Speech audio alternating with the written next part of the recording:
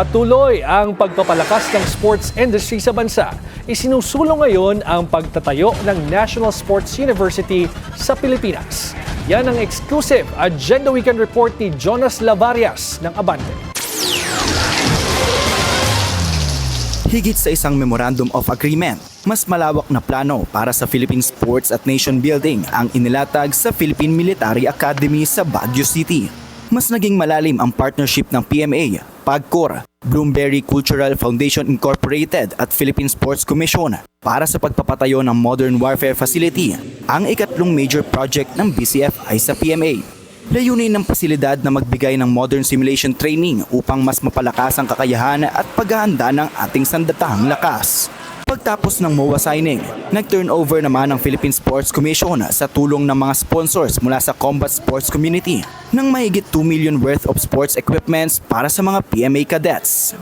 It's really good na nakakasuporta ang PSC sa Philippine Sports, sa PMA. Pero tama po si Chairman Altenco, wala po talagang Philippine Sports kung wala ang PAGCOR. Pero hindi lang donasyon ang naging sentro ng usapan. Sa exclusive interview ng Billionaire News Channel, ipinaliwanag ni PAGCOR Chairman Alejandro Tenco kung paanong mas lalaki pa ang pondo na mapupunta sa Philippine sports. Kasunod ng final decision ng Korte Suprema sa pagkwenta ng 5% share ng PSC mula sa gross gaming revenue ng PAGCOR, halos doble na ang pondong nailalaan para sa sports mula sa tinatayang 200 million kada buwan. Umabot na ito sa mahigit 420 million o halos 5 billion pesos kada taon.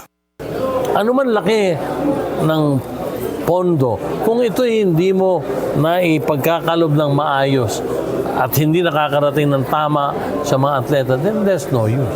Isinulong din ni Tenco at PSC Chairman Patrick Pato Gregorio ang mas malaking vision, ang pagtatatag ng kauna-unahang National Sports University sa Pilipinas. Nauna nang ipinahayag ni Gregorio ang panukalang magtatag ng sports university sa ilalim ng UP system na layong mag-produce ng mas marami pang world-class athletes, coaches, sports scientists at sports leaders.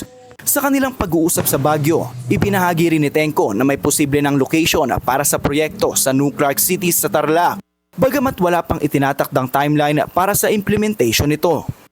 Napapanahon na magkaroon tayo ng National Sports University. At kung maisa sa katuparan ang nasabing universidad, posible rin itong maging isa sa susunod na proyektong maaaring suportahan ng Bloomberry Cultural Foundation. Ayon kay BCFI President Donato Almeda, bukas sila sa mga proyektong may malaking maitutulong sa sports, education at nation building. Gayunman, nilinaw nito na nakabatay pa rin ang kanilang mga susuportahang proyekto sa mga prioridad na itatakda ng PAGCOR. So we follow their cue kung ano yung nangangailangan na industriya, be it sports or health or in this case the education. Mula sa pagpapatayo ng Modern Warfare Facility sa PMA, pagdagdag ng pondo para sa mga kabataang atleta, hanggang sa panukalang pagbuo ng National Sports University, ipinapakita ng partnership ng pamahalaan at pribadong sektor na hindi lang ito tungkol sa proyekto, kundi sa pagbuo ng mas matatag na ecosystem sa kinabukasan ng Philippine sports. Para sa Agenda Weekend, Jonas Lavarias, Abante.